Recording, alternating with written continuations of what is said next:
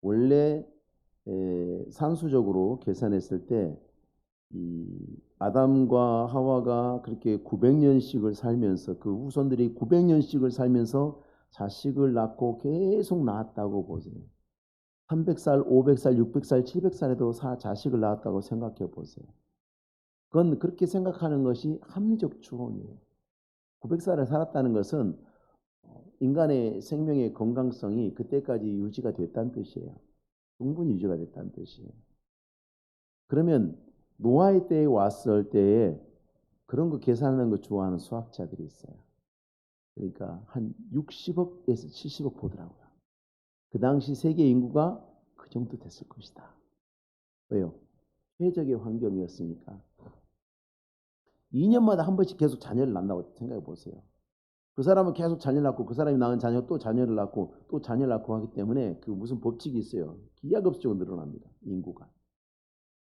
그래서 어떻게 그 산수적으로 가능하답니다. 그거 계산하는 수학자들이 계산해 보면 2년에 한 번씩 자녀를 낳고 적어도 한 뭐 600세, 700세까지 자녀를 낳았다고 봤을 때 이 땅의 인구가 어떻게 번성했을까? 너무 많은 사람이 죽었죠. 드디어 말씀하신 대로 홍수가 났습니다. 홍수의 기록이 진행되는 동안 하나님께서는 누가 방주 안에 들어갔는지를 세 번이나 말씀하셨어요. 7장 1절에 7절에 13절에 같은 장 안에 누가 방주에 들어갔는지 세 번이나 기록을 하셔요. 뻔한 내용이잖아. 다 알죠. 노아와 노아의 아내, 노아의 세 아들, 세 며느리 끝. 근데 뭐 이름이 막 복잡하게 나와 있는 것도 아니고 이름 나와 있는 사람들은 노아와 그 아들들밖에 없어요. 나머지 사람들은 그 아내와 며느리들은 이름도 써놓지 않으셨어요. 그런데 왜 굳이 그렇게 강조를 세 번씩이나 뻔한 내용 이게 세 번씩 강조하는 것은요 굉장한 강조예요. 강력한 강조죠. 뭘 강조하는 겁니까? 하나님은요 70억 죽는 거 관심 없어요. 70억의 불신자에게 관심 없어요. 8명의 신자에게 관심이 있어요. 하나님은 택한 백성에게 관심이 있어요. 지금 뭐 우리가 9시 뉴스 틀면 뭐 미국이 어떻고 어디가 어떻고 뭐 대통령이 어떻고 뭐 장관이 어떻고 막 관심 없어요. 하나님은. 누구에 관심 있습니까? 믿는 자들에게 관심 있어요. 하나님의 백성이 어떻게 사는지 주님의 교회가 어떻게 되는지에 관심이 있지. 하나님의 눈이 항상 그들 위에 있죠.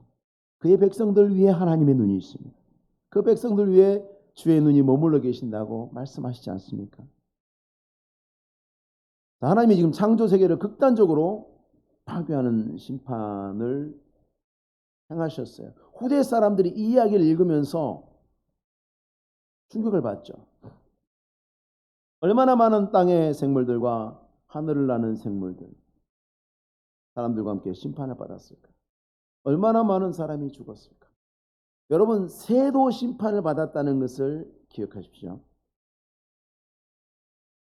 저희 교회 옥상에도 가면 까치도 날아오고 참새도 날아오고 제가 오라고 안 했어요. 날개 달렸으니까 오라고 하거나 말거나. 아까도 제가 하루에 몇 차례씩 옥상을 한 번씩 순찰 쭉 보는데 문 열고 뚝 나갔더니 까치 가족이 와서 옥상에서 난리치고 놀다가 다 도망가는 거예요. 날개 있으니까 누가 말려요? 못 말리는 거죠. 방제 뚜껑 있잖아요. 그 위에 새들이 왜 못 올라오겠어요? 비가 많이 오면 앉을 곳이 없으면 와서 앉을 만도 한데 하나님은 그렇게 앉아서 홍수를 모면한 새는 한 마리도 없었다고 말씀하시는 거예요. 지금 하나님이 허락하지 않으신 거예요. 모든 사람이 죽어 마땅한 죄악 가운데 있을 때 하나님께서 노아와 그 가족들에게 믿음을 주셔서 구원하셨죠. 그럼 방주 안에 있는 그 많은 생물들은 믿음이 있어서 구원받았습니까? 동물들이 어떻게 믿음이 있어요? 그런데 그들은 홍수로부터 구원을 받았습니다. 왜 받았습니까? 어떻게 받았습니까? 공통점이 있죠. 노아와 그 가족들과 이 방주 안에서 살아난 이 동물들은 공통점이 있어요. 하나님의 택하심입니다. 하나님이 택하셨다는 공통점입니다. 하나님이 택하셔서 부르셨다는 공통점이 그들에게 있어요. 하나님이 택하고 부르시는 것이 우리의 구원의 유일한 근거고 소망입니다. 아담과 하와의 범죄로 타락한 이 세상 사람들은 누구도 자기 스스로의 힘으로 구원에 이를 수 없습니다. 이 홍수나는 이 홍수의 물로부터도 구원을 건짐을 받지 못하는데 하늘은 어떻게 올라가겠어요? 어림도 없지요. 온 세상을 뒤덮은 거대한 홍수를 우리가 생각하고 보면 와, 무섭다, 끔찍하다, 그럴 수 있는데, 여러분, 하나님의 밝은 빛 아래서 우리가 심판을 받을 때에 우리 안에 감추어져 있던, 사람들 안에 감추어져 있던 그 모든 죄와 악이 하나님 앞에, 내 눈앞에 다시 드러나고 밝히 보여지게 된다는 것은 훨씬 더 공포스러울 것이라는 사실을 우리는 기억해야 됩니다. 인간 세상은 온갖 방법으로 죄를 덮고 가리고 숨기고 그렇게 할 수 있습니다. 그렇게 하고 있습니다. 근데 그들이 어리석은 것은 하나님의 심판대 앞에서도 그것이 감추어질까? 그 온갖 거짓과 그 위선들이 감춰질 수 있을까? 어림도 없지요. 그렇게 감추면서 나는 멋진 사람, 훌륭한 사람, 대단한 사람 이렇게 자랑하면서 뽐내면서 교만하게 살았는데 하나님의 심판대 앞에 갔더니 그것이 다 드러납니다. 얼마나 추악한 거짓말장인, 얼마나 감춰진 악들을 많이 저지르는지 그게 다 드러났을 때 얼마나 공포스럽겠어요. 인간은 스스로 구원할 능력이 없을 뿐만 아니라 인간의 죄악은 인간이 상상하는 것보다 훨씬 더 심각합니다. 훨씬 더 추악합니다. 우리는 홍수의 파괴적인 힘만을 보면서 사람들이 그렇게 질문합니다. 어떻게 하나님께서 이 많은 생명을 죽일 수 있는가? 그게 옳은가? 하나님이 그렇게 하시는 게 옳은가라고 질문하는 사람들의 말을 듣습니다. 홍수가 어디 있어? 하다가도 그래, 홍수가 있었다 치자. 야, 그런다고 그렇게 많은 사람들을 다 죽여? 정말 그들이 다 죽을 죄를 지었을까? 이런 식으로 인간의 잣대로 자기의 상상력으로 하나님을 쉽게 정죄하는 사람들을 봅니다. 그러나 그들은 홍수의 그 파괴적인 힘보다 훨씬 더 악한 것이 하나님의 창조 세계를 파괴하고 더럽힌 죄의 힘이라는 것을 외면하죠. 외면하죠. 흉기를 들고 길 가는 사람들을 아무 이유 없이 찌르고 죽이고 하는 사람이 있는데 경찰들이 테이저건을 쏘고 팔을 꺾고 값을 채우고 하는 과정 중에 그가 넘어지고 다리가 부러지고 긁혔어요. 앞부분 잘라내고 뒷부분만 보여주면 경찰의 폭력이죠. 아닌가요? 그렇게 보면 경찰의 폭력. 어떻게 경찰관들이 사람을 저렇게 다룰 수 있는가? 그 싸우는 중에, 다투는 중에, 체포하는 중에 칼은 날아가고 없어요. 그러면 그 장면부터만 보여주면 어때요? 대한민국 경찰 나쁜 사람들이라고. 어떻게 저런 시민을, 어디가 시민이에요? 그 앞에 칼 들고 사람 찌르 죽이는 게 안 보였으니까 시민으로 보였어요. 그건 정당한 공무 집행이죠. 많은 사람들을 보호하기 위해서 정당한 공무를 집행한 것입니다. 어떤 사람들이 이렇게 이야기합니다. 전쟁이 났는데 수많은 사람이 죽고 싶었어요. 근데 적군의 군복을 입었다고 무조건 죽이는 것이 옳으냐? 참 한가한 소리 하고 있죠. 그 옷을 입은 사람들이 그 단체가 집단으로 죄를 저지르고 있기 때문에 우리는 그 단체에 대적하는 거기 때문에 개개인의 도덕성에 대해서 우리가 질문을 하지 않습니다. 그 군복을 입고 그들과 함께 있다는 것만으로도 그 사람은 죽어마땅한 거죠. 그래서 전쟁에서 적군을 살상하는 명목이 거기서 생기는 것입니다. 한 사람 한 사람 따져보고 이 사람이 죽을 만한지 안 죽을 만한지 물어보고 총 쏩니까? 당신 혹시 나쁜 사람이세요? 좋은 사람이세요? 그렇게 하지 않죠. 적군의 군복을 입었다. 도적의 군복을 입었다. 쏘는 거. 홍수가 모든 것을 파괴하는 겉모습만 보는 어리석은 일이죠. 어떻게 그 많은 사람을, 그 많은 생명을 그렇게 한 번에 쓸어버릴 수가 있는가? 그 뒤의 현상만 보는 거죠. 그 뒷장면만 보는 거예요. 그런데 홍수가 파괴한 건 뭐였습니까? 세상을 뒤엎은 악한 죄죠. 세상을 덮은 죄를 하나님이 쓸어버리신 거였죠. 앞부분부터 봤으면 이게 세상을 덮은 악을 하나님께서 심판하셨구나라고 보는데, 뒷부분만 보면 하나님이 그 수많은 생명을 죽였다. 자기가 창조한 생명을 죽였다. 똑같은 장면인데 어디서부터 보느냐, 어디서부터 생각하느냐에 따라서, 어느 부분을 보느냐에 따라서 전혀 다른 해석이 나오는 거예요. 그래서 세상을 덮은 죄를 심판한 것이었기 때문에 홍수로 말미암은 대재앙은 온전히 의롭습니다. 하나님은 항상 공의롭습니다. 하나님은 의롭지 않은 적이 한 번도 없습니다. 그래서 누구도 감히 하나님에게 왜 그렇게 했느냐라고 따져서 이길 수 없습니다. 비록 하나님의 택함을 받아서 방주 안에 피했습니다만, 자, 노아와 그의 가족들은 마음이 편했을까요? 마냥 기뻤을까요? 분명히 마음 한구석에 착잡함이 있었을 것입니다. 노아의 친척들, 노아의 아내의 친척들, 노아의 며느리의 친정 가족들이 그들의 마음속에 있었을 것입니다. 그런데 여러분, 조금 더 생각해 보셔야 합니다. 어쩌면 방주 앞에서 그들이 문을 열어달라고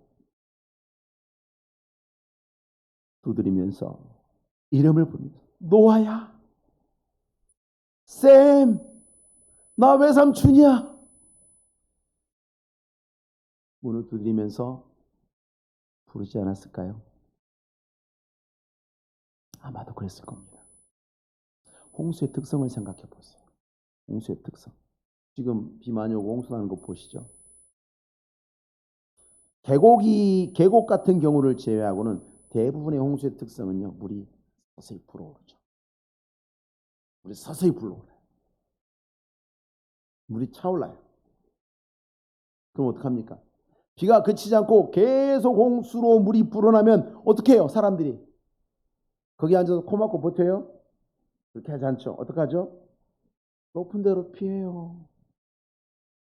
빌딩 건물이 있으면 빌딩으로 가지만 그게 없으면 어디로 갑니까? 산으로 가죠. 근데 그 산에 뭐가 있어요? 산 꼭대기에 뭐가 있어요? 방주가 있어요. 방주가 산 꼭대기입니다. 그러면 그 인근 지역에 살던 사람들이, 자, 물이 차오릅니다. 도망쳐서 나중에는 어디에 모였을까요? 방주 앞에 모이는 거예요. 생각해 보세요.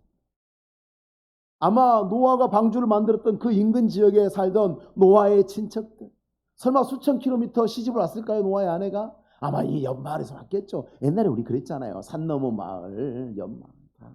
산 넘어 저쪽 마을, 이쪽 마을 이렇게 결혼하고 막 그렇게 하지 않습니까? 물을 피해서 노아의 방주 앞에 모였습니다. 그리고 문을 두드리면서 이름을 부릅니다. 노아를 부르고 조카를 부르고 딸의 이름을 부르고, 노아의 아내의 아버지도 왔을 수 있어요.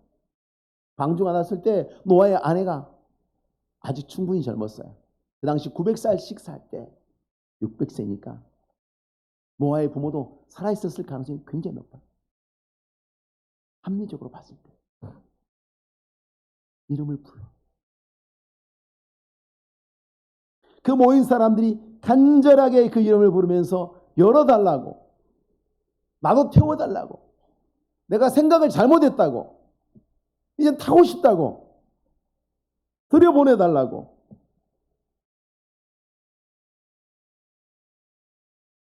그런데 여러분, 물이 많아져서 방주가 땅에서 떠올랐다, 그렇게 있죠. 그 부르짖음의 과정을 노아와 그 가족들은 어롯이 다 들었어야 해요. 안 들을 수가 없어요. 이게 틀려요. 들을 수밖에 없었어요. 바로 앞에서 떠드는 거예요. 다른 건 다 막아도 서로 소리가 들어오는 거 막을 수 없잖아요. 들린단 말이에요. 그 비명소리가. 물에 떠내려가기 전까지 두드렸을 거예요. 물이 그들의 목에 차올랐을 때는 정말 무서운 소리로 부르면서 문을 열어주지 않으니까 어쩌면 원망도 했을 거예요. 저주도 했을 수도 있어요. 네가 내 딸이야. 네가 내 아들이야. 우리가 봤을 때는 당연히 그랬을 것입니다. 그런데 방주의 문을 열어줄 권리가 노아에게는 없어요. 노아의 가족들에게는 없어요. 열 수도 없어요. 열어주고 싶죠? 열 수가 없어요. 왜? 하나님이 닫으셨거든. 닫으면 열 자가 없고 열면 닫을 자가 없다 그랬어요. 주님의 권세, 구원의 권세, 닫으면 열 자가 없고 열면 닫을 자가 없는 권세를 가지신 분이라고 했어요. 인자 하나님께서. 방주 안과 방주 밖은 넘을 수 없는 장벽이 있습니다. 방주 안에 있는 구원의 은혜도 바깥으로 이제 나가지 않습니다. 방주 밖에 있는 그 심판의 물도 방주 안으로 들어오지 못합니다. 그 문은 열렸을 때만 기능하는 거예요. 닫히면 더 이상 어느 쪽도 다른 쪽으로 가지 못합니다.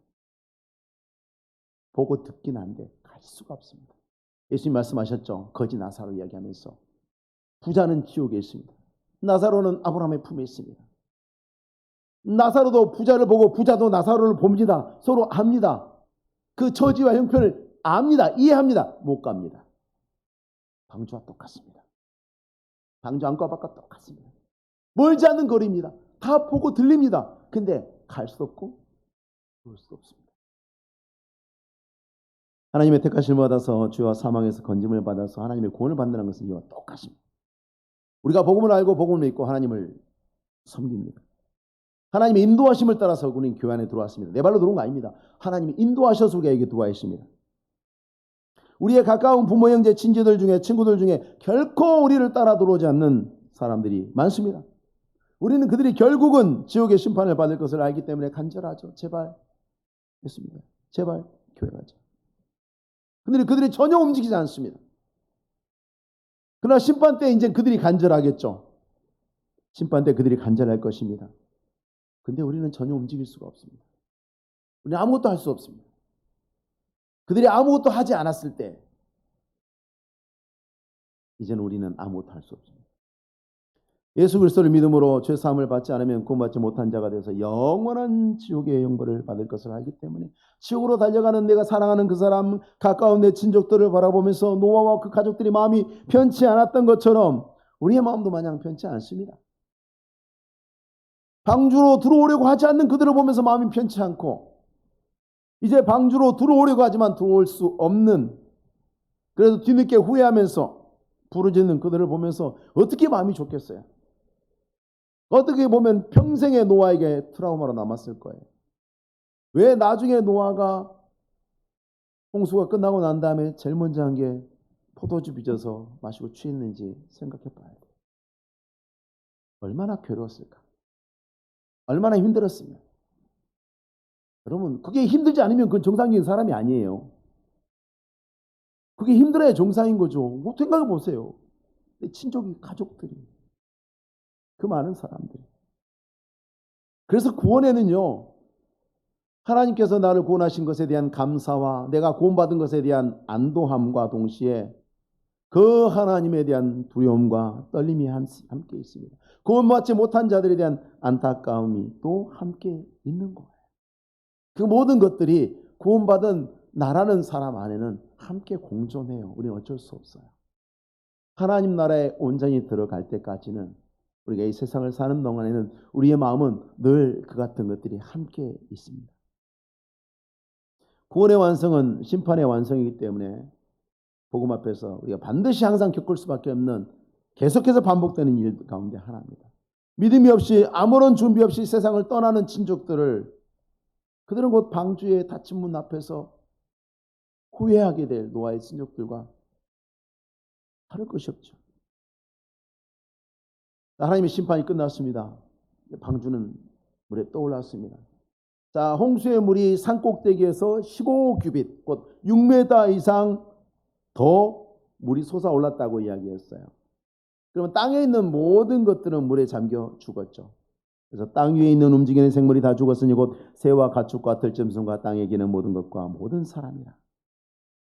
자, 모든 생명체를 죽이는 힘이 그 물의 힘이었죠. 방주를 뜨게 하는 것도 물의 힘. 같은 힘인데 하나는 죽이는 힘으로 작용하고 하나는 살리는 힘으로 작용하죠. 여호와 하나님의 권능이 택하심 받은 믿음으로 하나님 앞에 나오는 자들에게는 살리는 힘이고, 그렇지 않고 하나님 앞에 반역하고 저항하는 자들에게는 심판의 힘이 됩니다. 방주가 산 꼭대기 있었습니다. 아무런 쓸모도 없었고 그렇게 보였습니다. 그러나 하나님이 말씀하신 대로 홍수가 나서 물이 산 위를 덮었을 때 심판의 물은 방주 안에 있는 모든 것들을 이 죄로 타락하고 패역한 땅으로부터 분리를 시키죠. 하나님의 권능이 분리를 시킵니다. 이 세상의 죄악으로부터 분리를 시킴을 통해서 구원을 완성하십니다. 여러분, 우리가 죽어서 이 세상을 떠나는 것은 이런 분리예요. 죄로 가득한 세상 속에서 우리가 사명을 감당해 심판을 하나님의 심판을 선언하면서 사명을 감당합니다. 복음을 전해요. 안 들어요. 그리고 우리는 복음을 전해요. 그 가운데서 하나님의 그 심판이 이루어지는 것을 바라봅니다. 하나님은 산꼭대기에 방주를 만들도록 하셨죠. 마지막 날에 심판이 이루어지면 이 세상의 모든 악도 똑같습니다. 지옥불에 던져져 심판을 받을 것입니다. 그리고 그 후에 죄도 없고 슬픔도 없고 눈물도 없는 새하늘과 새 땅에 하나님 나라가 완전하게 그 모습을 드러내죠. 반드시 심판이 먼저 있고 그 다음에 하나님의 구원이 온전히 드러납니다. 오늘날 세상의 사람들이 우리의 신앙생활을 보면서 비웃습니다. 뭐라고 비웃습니까? 쓸데없는 일을 하고 있어요. 기도하는 거 쓸데없다고. 과연 기도는 효과가 있는가? 이런 소리 하고 있습니다. 하나님은 있는가 없는가? 그게 연구해서 알 수 있는 겁니까? 어리석기 그지없는 일이죠. 하나님이 말씀하셨고 그 말씀이 참인지 아닌지는 방주의 문이 닫히고 홍수가 세상을 덮은 다음에 판별나는 거예요. 지금 연구해가지고 내가 저걸 들어가 말아를 판단할 수 있는 게 아니죠. 산 위에 있는 방주처럼 아무 쓸모없는 일을 한다고 이야기합니다. 쌀이 나오냐 돈이 나오냐. 그러나 사람들에게 육체의 생명이 끝나고 심판이 임할 때 신앙 안에 있는 자와 신앙 안에 있지 않는 사람은 극적인 운명의 반전을 경험하게 될 것입니다. 적어도 홍수가 없다면 방주는 아무짝에 쓸모없는 일이 맞습니다. 쓸데없는 짓 한 겁니다. 적어도 심판이 없다면, 의인의 부활이 없다면 우리의 믿음도 헛것이라고 사도는 말했습니다. 맞는 말입니다. 그러나 신자들은 하나님이 말씀하신 모든 것이 그대로 될 것을 믿기 때문에 오늘도 사람들이 뭐라 하든 말든 우리는 주의 말씀을 따라 믿음으로 살아갑니다. 하나님이 우리에게 명령하신 것 중에 우리가 이해할 수 있는 것도 있고 이해할 수 없는 것도 있습니다. 하나님이 노아에게 왜 방주를 만들어야 되는지 말씀하셨습니다. 왜 그렇게 크게 만들어야 되는지, 노아 8가족만 타면은 조그맣게 만들어도 될 텐데 왜 그렇게 크게 만들어야 하는지도 들었습니다. 근데 왜 산꼭대기에 만들어야 하는지 이유를 알지는 못했습니다. 그 나중에 후대에 신학적으로 이해가 되는 거예요. 아, 이래서 그러셨구나. 세상으로부터 분리구나. 심판의 권능이 구원의 권능이 되는 것이구나. 근데 그 당시에 노아에게는 하나님 말씀하지 않으셨습니다. 하나님이 침묵하셨습니다. 우리는 우리에게 하나님이 설명해 주셨든 설명해 주지 않으셨든 무엇이든지 왜 그런지 하나님이 설명을 자세히 해줄 수도 있고 안 해주실 수도 있어요. 그런데 어떠하든지 우리에게 명하신 것들은 우리를 위한 것이고 우리에게 유익한 것이라는 사실을 우리는 믿어야 됩니다. 그래서 우리는 하나님의 말씀을 대할 때 우리에게 마땅한 자세는 내가 이해가 되든 이해가 되지 않든 하나님이 그리 말씀하셨으니 아멘 하고 그 말씀을 붙잡는 겁니다. 그게 신자의 마땅한 도리입니다. 내가 이해가 되면 아멘이고 이해가 안 되면 아멘이 아닙니까? 그러므로 우리가 이 말씀을 생각할 때 마리아와 가브리엘의 이야기를 다시 한번 생각해 보고 떠올려 봐야 됩니다. 어찌 이 일이 있으리까? 저는 결혼도 안 했고 남자를 알지 못하는데 어떻게 아이를 낳습니까? 가브리엘이 쫙 그냥 그런 줄 알아 라고 이야기했습니다. 그러니 마리아가 주의 여정이 오니 말씀대로 내게 이루어지. 마리아는 이해 못했어요. 여전히 이해 못해요. 왜 그래야 하는지 아직도 정신이 오락가락해요. 그런데 신앙으로 고백합니다. 주의 여정이 오니. 하나님은 주인 되시고 나는 종이 오니 주께서 그리 말씀하시면 그대로 되기를 바랍니다. 라고 고백합니다. 잘 모르겠지만 좌우지간 주께서 말씀하셨으니 그것이 옳은 일이고 좋은 일이고 복된 일인 줄 믿습니다. 멋진 믿음입니다. 우리가 항상 붙잡아야 되는 것들입니다. 그래서 마리아가 복 있는 여인인 것입니다. 성모는 아니지만 마리아는 분명히 복 있는 여인입니다. 얼마나 복된 믿음의 자세입니까? 하나님의 말씀은 이해될 때 믿는 것이 아니라 우리가 믿을 때 이해할 수 있다고 이야기했습니다. 정말 옳은 말입니다. 하나님의 말씀을 믿고 붙잡은 자들은 그 말씀이 왜 그러한지는 나중에 알게 됩니다. 나중에 깨닫게 됩니다. 그래서 예수님을 만났던 그 귀신 들린 아이의 아버지가 그렇게 얘기하지 않았습니까? 나의 믿음 없는 것을 도와주소서. 나의 믿음 없는 것을 도와주소서. 항상 이라 갈급함으로 하나님의 은혜를 구하고 하나님에게 구원의 은혜를 베푸신 하나님에게 항상 감사하고 하나님 내가 알지 못해도 이해하지 못해도 내 마음이 어지러운 가운데도 하나님 앞에 언제나 아멘하고 말씀 앞에 아멘하고 주의 선하심을 믿고 그 믿음의 자리에서 흔들리지 않게 하옵소서. 기도하시고 승리하시는 성도님들 되시기 바랍니다. 기도하겠습니다.